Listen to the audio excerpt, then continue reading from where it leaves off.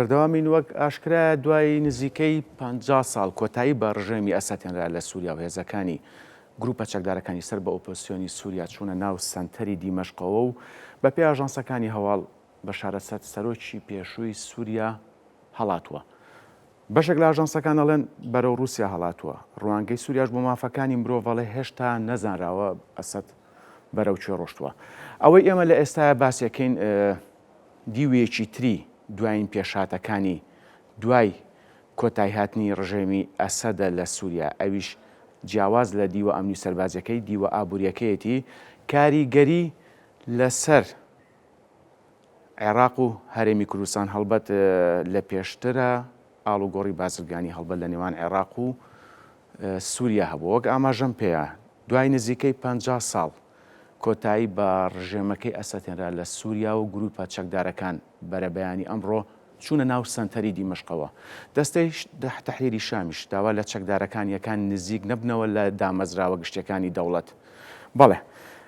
بۆ قسەکردن لەسەر ئەم بابەتە بە سوپاسەوە لە ستۆدیۆ دکتۆر نەبەردکەریممان لەگەڵایە پسپۆڕی ئابووری. دکتۆر بەیانیت باش، سوپاس کاتی خۆت بێمە بەخشی. بەیانی و میدەڕێنشتان باش بێ. زۆر سوپاس. دکتۆر نەبەرد بە سەرەتا پێشەوەی باز لە دیوە ئابوووریەکەی بکەین. هەڵبەت کۆتایی بە ڕژێمی ئەسەتێنرا دوای نزیکەی 50 ساڵ خوێندنەوەت بۆ دوایین پێشاتەکان لە سووریا هەڵبەت هێشتا زووە باز لە ڕۆژانی داهاتوو بکەین بزانین چیە گوزارێ، بەڵام وەک شارەزایەکی ئابووری طبعاً کۆتایی هاتن بە ڕژێمی ئەسەد ئێمە زانین کە لە ساڵی 2011 دوایەوەی بەهاری عەرەبی ئەو بۆ نزیکەی 30 ساڵە ناوخۆی سووریا نائستقرارەتێکی تەواوی پێوە دیار بوو لە ڕووی سیاسی و لە ڕووی سەربازی وەرتە بوونی چەندین گروپاتی چەکداری. سەرنجام ئەوەی کە من لێی تێگەشت بێتم چەندە ڕەنگە دوور بێت لە شیکاری و تەحلیلاتی منەوە. دیوە سیاسیەکەی وەتانێک کە سووریا هۆکارێک بوو بۆ ئەوەی کە گروپە چەکدارەکانی دژ بە ئیسرائیل و دژ بە ئەمریکا تیا پاکتاو بکری و بە تایبەتی دوورخستنەوەی دەستی ئێران بوو لە ناوچەکە بە شێوەیەکی گشتی و بە تایبەتی لەو دۆلانەی کە دەوڵەتی عەرەبی پێوتری و شکاندنی هیلالی شیعی بووە. بەڵام پرسیارە جدیەکە ئەوەیە ئایا لە دوای ڕووخاندنی سیستەمی بەشار ئەسەد یان حکومڕانی بەشار ئەسەد دیسانەوە سووریاش هاوشێوەی لیبیا و چەند وڵاتێکی تری بەسەرا نایەت کە زیاتر لەوەی ئێستا هەیە نائستقراری بەخۆیەوە ببینێ. ئومێد دەکەین کە سووریا بەو ئاڕاستەیە نەڕوە کە بێتە هۆکارێک بۆ ئەوەی کە وڵاتانی دراوسێ و بە تایبەتی عێراق و هەرێمی کوردستانیش خۆزگە بۆ بخوازن کە سەردەمی بەشار باشتر بۆ وەک لەوەی کە لە دوای بەشار دێتەوە بۆ سووریا و حکمی سووریا ئاکات، چونکە ئێمە نمونەوە لە پێش یعنی وەکو لیبیا و وڵاتانی ترکە پێت وایە بۆشایەکی سیاسی و ئەمنی گەورە لە سووریا ڕووبات دکتۆر؟ من تەسەورم وایە سووریا فاکتەرێکی سەرەکیە بۆ بابەتی سیاست لە ڕۆژهەڵاتی ناوڕاست بە تایبەتی ئەم دۆڵانەی کە دروست دراوسێ یەکترین و بە تایبەتتر کە دەسەڵات و قەڵەمڕەوی ئێران، چونکە بیرمان بێ ئێران ئەو بازنگە هیلالی شیعی بە تەواوەتی بەشێکی باشی پەیوەندی بە سووریاوە هەیە. کاتێک کە دیمۆگرافیای سووریا لە ڕووی سیاسیەوە بۆ نەگۆڕانکاری بەسەرادێت بە تەکیدی کاریگەری لەسەر ئەم ناوچەیە دروستەکەوە تا چەند بۆ نمونە ئێران دەستبەرداری و قەڵەمڕەوی خۆیە بێت، چونکە ڕاستە و خۆ سووریا دەرگایەک بوو بۆ ئەوەی کە ئێران ببەستێتەوە بە لبنانەوە بە کۆمەڵێکە و دەوڵەتانەی کە قەڵەمڕەوی وە سوڵتەی ئێرانی تیا بۆ نبوونی هەیە. بەڵێ دکتۆر، پێشەوەی باسی دیوە ئابوووریەکەی بکەین، من پرسیارێکم لا دروست بووە. ئەمە گەمەیەکی سیاسی نیە لە نێوان وڵاتانی زلهێز پێش وەختە پلانی بۆ دانرابێت لە نێوان رووسیا،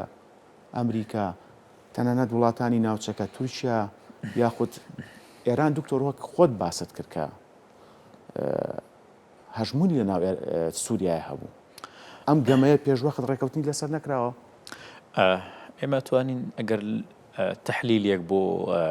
کۆبوونەوەکەی دوێنێ شەوی دەوحە بکەین کە وەزیریانی دەرەوەی ئێران و عێراق و رووسیا و تورکیا و ئوردن و چەندین وڵاتی تر لە دەوحە سەبارەت بە دەسەڵات و دەوڵەتی سووریا کۆبوونەوەیان کردووە پێشاتەکانیان تاوتێ کردووە بڕوان بەوە هەیە تا ڕادەیەکی باش تەواوی ئەو وڵاتانە گەشتون بە قەناعەتێک بۆ ئەوەی گۆڕانکاریەکی جەزری لە سیستەمی حکمڕانی سووریا دروست ببێ و تا چەند ئەمامێنێتەوە سەر ئەوەی تا چەند بۆ نمونە رووسیا و ئێران متفقن لەسەرەوەی کە گۆڕانکاری لە سیستەمی حکمڕانی سووریا ئاڕووبا چونکە بە دەرەجەی یەک رووسیا و ئێران و کاریمانەوە بوون لە سیان ساڵی ڕابردووە کە ئەم سیستەمی حکمڕانی بەشەرسەد بمێنێتەوە ئایا تا لە ئێستادا کە گەشتون بەو قەناعەتەکە گۆڕانکارێکی تەواوەتی لە سووریا ئەنجام بدەیەوە کێشەکە لێردا ئەوەیە ئێران لەسەر چی گۆڕانکاریەک موافقە ئایا تەنها لابردنی واجهەیەکە و بداننی واجهەیەکی ترە لەسەر خواستی ئێران و رووسیا و تورکیا وڵاتانی دیکە یان بە تەواوەتی سیستەمی حکمڕانی لە سووریا گۆڕانکاری بەسەرادەیە ئەوەی کە لە 30 ساڵی ڕابردووە ڕوویداوە و سووریای بەم وێرانەی ئێستا گەیاندووە بەشێکی زۆری پەیوەندی بە هەبوونی رووسیا و ئێرانەوە بووە کە داخۆکی کار بوون لەسەرمانەوەی ئەم سیستەمە لە حکمڕانیە خۆ ئەگەر بکرابایە هەر لە ساڵی 2011 هاوشێوەی مەسڕ و تونس و چەند وڵاتێکی تر ئەو سیستەمە لەو کاتا گۆڕانکاری بەسەرا بەهاتەیە سووریا ڕوبەڕووی ئەم وێرانکاری ئێستا نابوویەوە کەتیایە لە ماوەی 30 ساڵی ڕابردووە ڕوبەڕووی بۆتەوە و ڕوبەڕووی ئاوارەبوونێکی زۆر زۆریشەوە بۆیە قەرارەکان لە دەستی وڵاتانایە و ئەگەر بکرێ بناوی بنەی بەگەمەی سیاسی من تەسەوڕم وایە ناکرێت ناوی بنرێ بەگەمەی سیاسی چونکە لێرە دوو هێز حکومەکە هێزێک بە قووەتی کە تحالفێکی ئیسرائیل و ئەمریکا وڵاتانی دیکە و هێزێکی تریش لاواز کە بە تەحالفی بۆ نمونە رووسیا و ئێران خۆی بینێتەوە لە کۆتاییشدا سەرکەوتنی بەرەی دژە ئەسەد دەرئەنجامی ئەوەیە کە سەپۆرتێکی باشتری و وڵاتانی لە پشتەوەیە بۆیە بەمانایەک لە ماناکان کەوتنی هەژمونی رووسیا و ئێرانە لە ناو سووریا جائیترە مەگەمەی سیاسی بیان رووسیا پشتی لە سووریا کرد بێت و پشتیوانی بۆ فکرە و ئایدیاکانی تورکیا بکات کە لە کۆتاییە بۆنە تورکیا دیسانەوە رووسیا بەستێتەوە بە تەحالفی ئەوروپاوە دەکرێت ئەمەش ناو بنڕێکە رووسیا بەجۆر لە زۆرەکان پشتی لە سیستەمی حکمڕانی سووریا کردو و بەرامبەر بەوە سەپۆرتی تورکیاکە چونکە ئەگەر رووسیا بە تەواوەتی لەم چەند ڕۆژەی ڕابردووە پشتیوانی حکمڕانی ئەسەدی بکردبایە من بڕوان بەوە هەیە ئەم پێشاتانە بەوم خێرایە ناگەشت بامڕۆ بەڵێ کەواتە دکتۆر جیاواز لە دیوە ئەمنی سیاسیەکە خراپبوونی ڕەوشی ئابووری سووریا یاخود گۆڕانکاری لە ڕەوشی ئابووری سووریا لە بەهاری عەرەبیەوە دەست پێەکە یاخود لە سزای قەیسەر کە لەلایەن ئەمریکاوە جێبەجێکرا هەردووکی پەیوەندیدارە بەیەکەوە بەڵام زیاتر لە بەهاری عەرەبیەوە ئەو گۆڕانکاریانەی کە بەسەر وڵاتانە هات و سووریاش بەشێک بوو لەو گۆڕانکاریانە بەڵام بەداخەوە بە دەرەجەی یەک پێم وابێت لەناو هەموو وڵاتە عەرەبیەکانە سووریا تووشی وێرانەیەک بوویەوە کە هیچ وڵاتێک لە بەهاری عەرەبیا ڕوبەڕووی ئەوە نەبووە تاوەکو ئێستا لە سەر تۆپکی کە تونس بوو تاوەکو بۆ نمونە سووریا کە کۆتاییەکەیەتی بۆیە سووریا بە ڕێژەیەکی زۆر باجی بەهاری عەرەبی دا و کۆتاییەکەی گەشت بەمەی ئێستا بۆیە من تەسەوڕم وایە سووریا پێویستی بە چەند ساڵی دیکەیە لە ڕووی کاتەوە و پێویستی زیاتر لە 100 ملیارد دۆلاری شەیە بۆ دیسانەوە بنیادنانەوەی سووریا وەکو پێش بەهاری عەرەبی بۆیە لە ئێستادا ئێمە توانین بڵێن کە ئابووری سووریا بە جۆر لە جۆرەکان تووشی داڕمانێکی گەورە هاتووە هەر لە بەهاری عەرەبی 2011 تاوەکو ئێستا و کێشەکە لێرەدا ئەوەیە لە دوای ئێستاوە لە دوای سیستەمی حکمڕانی بەشار ئەسەدەوە سووریا یانە و کەسانی کە دێنە سەرتەختی حکمڕانی لە سووریا بەچی ئایدیایەک و بەچی بیر و ڕاو پلان و استراتیژیەکەوە یانەوێ سیستەمی ئابووری لە سووریا بەرەو پێش ببن چونکە ئێمە بیرمان بێ سووریا بە جۆر لە جۆرەکان دەکرێت داینەمۆیەک بێیان سەبەتەیەکی خۆراکی بێت بۆ ئەو وڵاتانی دەوروبەری و بە تایبەتتر بۆ عێراقیش بەڵێ کەواتە دکتۆر لە دیوە ئابوووریەکەیەوە ئەتوانین بڵین کۆتایەتنی ڕژێمی ئەسەد کۆتایی درامای بەهاری عەرەبیە ناتوانین بڵێن کۆتایی درامای عەرەبیە کەواتە سیزنی تازەی ماوە بەڵێ من تەسەوڕم وایە بۆ نمونە یەکێک لە وڵاتانەی کە ئەگەری هەیە دیسانەوە بەهاری عەرەبی و یان بۆ نمونە گۆڕانکاری لە سیستەمی حکمڕانیە ڕەنگە بۆن لە ماوەکانی ڕابردووە ئەم عەقڵەتە لە ئیدارەدانی مەسڕ لەلایەن بۆ نمونە سیسیەوە ئەم عقلەتە لی دارەدان لەلایەنی بۆ نمونە ئوردن و پاشای ئوردنەوە دەکرێت بۆ نمونە ئەمانە ناو بنرین بۆەوەی کە لە داهاتووە ئاگەری گۆڕانکاری هەیە بەڵام لە کاتێک ئاگەری گۆڕانکاری هەیە کە وەکو جەنابەت باست کرد اتفاقێکی نێودوڵەتی لەسەر بێ خۆگەر اتفاقێکی نێودوڵەتی لەسەر نەبێ بە هیچ شێوەیەک گۆڕانکاری لە حکومڕانی بۆ نمونە پاشایەتیە یان بۆ نمونە ئینقلابیە تەسەورم وایە بە ئاسانی ڕوونەدا بەڵام کاتێک کە لەسەر مێزەی گفتوگۆ تەواوی وڵاتەکان ڕێککەوتن ئەو دەمە زۆر ئاسانە گۆڕانکاری لە سیستەمی حکومڕانی هەر وڵاتێکا دروست بێ کە پێویستکە دروست بێ. بەڵێ دکتۆر وەک پێشتر ئاماژەم پێ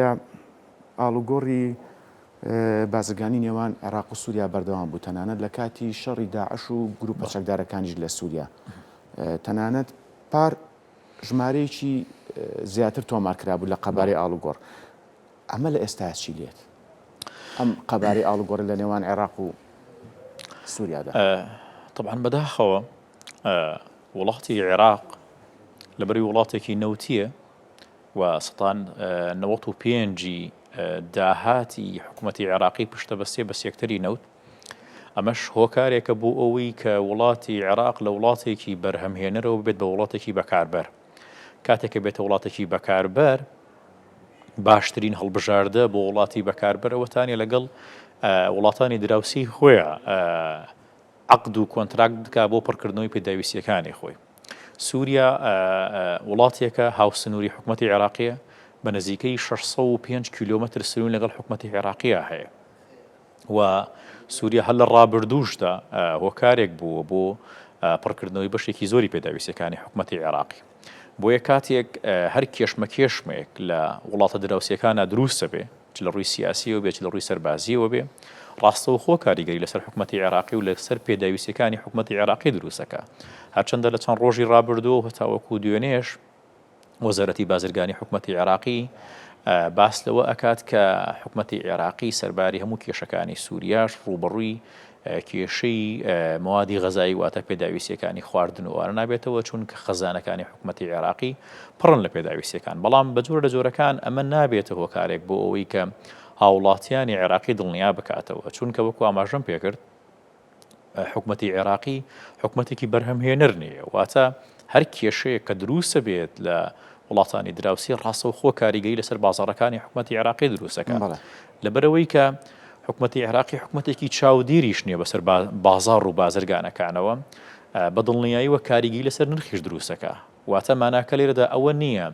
هەرچەندە خەزانەکانی حکوومەتی عێراق و حکوومەتی هەرێمی کوردستانیش پڕبن لە پێداویستیەکان کاتێک بازرگانەکان ئەزانن ئەم وڵاتانی دراوسێت تووشی کێشێکی سیاسی و ئەمنی ئەبنەوە یەکەم هەنگاو کە دەستی بۆ بن بەرزکردنەوەی نرخی ئەو شمەکانەیە کە پێداویستی ڕۆژانی هاوڵاتیانی هەرێمی کوردستان و حکوومەتی عێراق بۆ چونکە چاودێریکی چڕی بازار لەلایەن حکوومەتی عێراق و حکوومەتی هەرێمی کوردستان و ناکرێت بۆیە ئێمە لە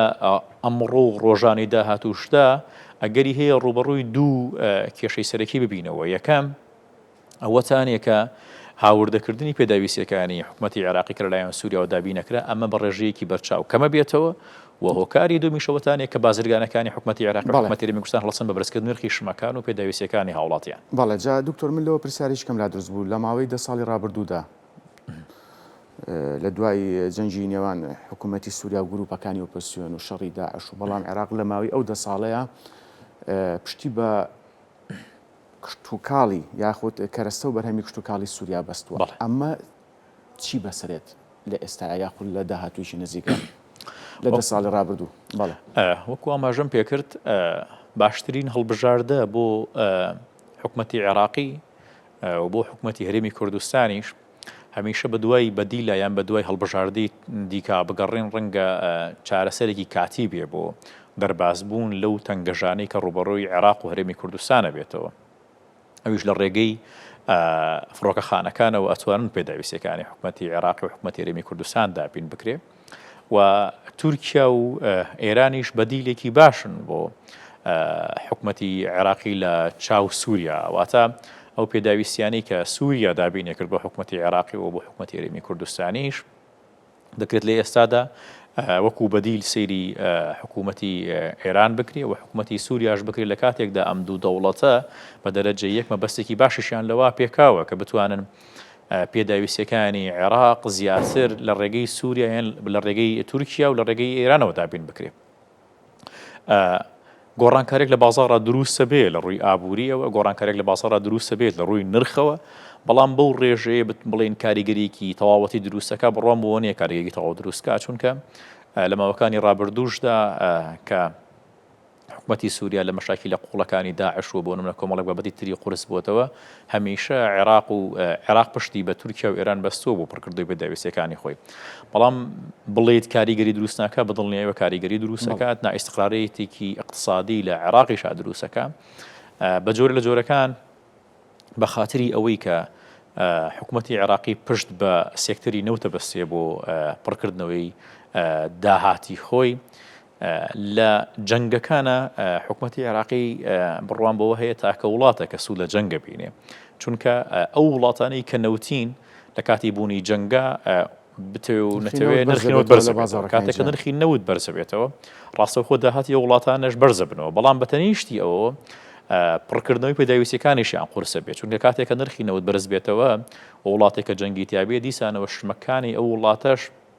ڕوو لە بەرزبوونەوە ئەکا، واتە تۆگەر دەرگای سووریا یان بۆ دەرگای ئێرانیان تورکیادا بخرێ بە هۆکارێکی سیاسی بە ڕووی عێراق و کاتە نرخی شتومەک لە عێراقا زۆر بەرز بێتەوە، چونکە وڵاتێکی نابەرهەمهێنەرە، ئەمەش وا ئەکات هەر کێشێکی سیاسی تەنانەت وڵاتەکانی دراوسی و شوێنەکانی تریش ڕووبە کاریگەری لەسەر حکومەتی عێراق و حکومەتی هەرێمی کوردستانیش دروست بکات. بەڵێ دکتۆر نەبەر بە پێی زانیاریەکان لە ئێستادا خواست لەسەر کڕینی لیرەی سووری لەلایەن هاوڵاتیانەوە زۆر بووە. پرسیارەکەم ئەوە ئێوە وەک پسپۆرانی ئابووری ڕێنماییتان چێ بۆ هاوڵاتیان لەو بارەوە؟ خواست لەسەر لیرە بەرز بووەتەوە. من ئومێ دەکەم هاوڵاتیان بەتایبەتی هاوڵاتیانی هەرێمی کوردستان کە ئێمە قسە و گفتوگۆ بۆ ئەوانەکەین دوور بن لەم بابەتانەوە بۆ ئەوەی ئەزمموی دراوی ئێرانی بەسەر هاوڵاتیانی هەرێمی کوردستانە دووبارە ساخ نەبێتەوە، دروست نەبێت، ناسەقامگیری بەخۆی ببینێت، ناسەقامگیری بەدڵنیایی بەخۆی بینێت. ئێمە لە بینیمان لە ماوەکانی ڕابردوودا هەتا وەکو ئێستش هاوڵاتیانی هەرێمی کوردستان بەشێکی باشیان تووشی کێشەیەکیان بۆ نەزیانێکی زۆری دارایی بوونەتەوە بە خاتری ئەوەی کە لە تەوقیتێکە ڕوویان لە کڕینی دراوی ئێرانی کرد و بەتایبەتتر ڕوویان لە تمەن کرد کە لە ئێستادا ئەبینین ڕۆژ بە ڕۆژ نرخی تمەن لە چی ئاستێکایە کەوا بوو لە ئێستادا هاوڵاتیانیان بەشێکی بازرگانەکان بیر لەوە ئەکەنەوە کە درا و بۆ نمونە ئەو شمەکانی کە لە سووریا هەیە نرخەکەی ڕۆژ بڕۆ لە دابەزینە هەیە، بۆیە هانابەنە بەرەوەی کە ئەو شمەکانەوە و دراوانە بکڕن. بەڵام ئایا ئەمە هیچ دەلەلەتێک و زەمانەتێکی هەیە کە لە ماوەکانی ڕابردوودا دیسانەوە بۆ نرخەوە بۆ بەهای دراوی سووری بەرز بێتەوە؟ بۆی من بڕام وایە کە باشترین هەڵبژاردە ئەوەتانێکە ئەگەر کەسێک بوێ بازرگانیش بکە بە دراوی وڵاتێکەوە لای کەمی بەو دراوانەوە بیکا کە وڵاتێکی بەهێزی لە پشتە. تۆ بینی بۆ نمونە سووریا یان بۆ نمونە ئێران تەعامولکردن یان بتەوێت لە ڕێگەی کڕین و فرۆشتنی دراوی ئەو وڵاتانەوە تۆ بگەی بە قازانجێک، ئەگەری هەیە بگەی بە قازانجێک، بەڵام قازانجەکە دڵنیایی تەواوەتی لەگەڵانەیە، زەمانەتێکی تەواوەتی لەگەڵانەیە، چونکە هەم دراوی ئێرانی و هەم دراوی سووریش ڕووبەڕووی بۆ نمونە سزای سیاسیە بنەوە، ڕووبەڕووی کێشەی سیاسیە بنەوە. بۆیە من داواکارم کە هاوڵاتیان دوور ببن لە کڕین و یان تەعامولکردن بە دراوی سووریا. بەڵێ دکتۆر نەبەر من دوا پرسیاردا ڕاستەکەم ئەگەر بە کورتی وەڵام بیتەوە لە ئێستا ڕەوشی دیناری عێراقی چۆنە؟ ئەی ئەگەر پڕیشتی ئاگر بکەوێتە عێراقەوە دیناری عێراقی چی دێت؟ بەدڵنیاییوە نەشگاتە عێراق بەهای دراوی عێراقی نەشگاتە عێراق بەهای دراوی عێراقی لە دابەزینایە بە خاتری ئەوەی کە تەواوی پێشبینیەکان تەواوی شیکاریەکان بۆ ئەوەن پرشکی ئەم کێشە سیاسیانەوە کێشە ئەمنیانە بەدڵنیاییەوە بگاتە عێراقی، چونکە سەرنجام عێراقی بە جۆرێکی لە جۆرەکان لەژێر هەژمونی دەسەڵاتی ئێرانایەوە، ئێرانیش ئەوێتە مەژمونە بپارێزیە کاتێککە بگاتە عێراق واتە گەشتۆتە ئێران خودی ئێران خۆی کاتێککە سووریا کۆتایی پێبهێنرێت خاڵی یەکەم کە دەرگای یەکەم کە پێی بگا پێم وابێ میلیشیاکانی ئێرانی و سەر بە دەسەڵاتی ئێرانین لە ناو عێراقا. بۆیە ئەم دوو ئەگەرە بە نەگەشتنیشی دیسانەوە هەر بەهای دراوی عێراقی لە ڕوو لە دابەزینە و کاتێکیش کە بگاوە بەدڵنیاییەوە بەهای دراوی عێراقی بە ڕێژەیەکی بەرچاو هاوشێوەی بەهای بۆ نمونە ڕەنگە ئێران و سووریای لێ بێت و بە تەواوەتی بەهای دیناری عێراقی دابەزێت، هەرچەندە یەدەگی عێراق لە ئاسێکی زۆر باشایە کە پارێزگایی لە بەهای دراوی عێراقی بکە بەڵام ئەم کێشمە سیاسیانە بەدڵنیایەوە وا ئاکات بەهای دراوی عێراقی دابەزێت و بەهای دراوی بیانی بە تایبەتی دراوە قورسەکانی کە پێوترێ ڕوو لە بەرزبوونەوە بکە. بەڵێ بەڕێز دکتۆر نەبەردکەریم سپاس وەری ئابووری سپاس کاتی خۆت بێمە بەخشی سەرکەوتوو بن بژین سپاسانەکە. سپاس.